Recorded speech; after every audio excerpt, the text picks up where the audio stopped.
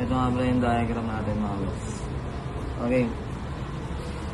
So, sa mga nagtatanong ng diagram ng interruptor mga bossing sa FI, so ito na yan mga bossing.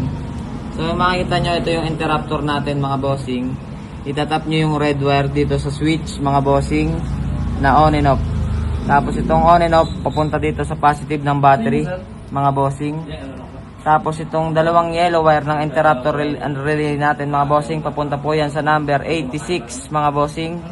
At ang isang yellow wire naman mga bossing ay papunta sa 85 mga bossing. Ngayon mga bossing, hindi na nyo po ito gagamitin.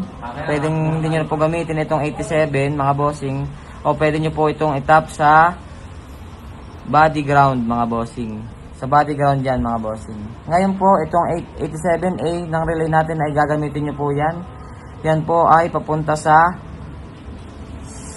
socket na tatanggalin nyo sa ignition coil ng inyong mga motor mga bossing. Yan po ay male. Yan po yung pinaka male. At ito pong number 30 mga bossing ay siya pong itatap nyo dito sa tinanggal nyo sa positive ng ignition coil.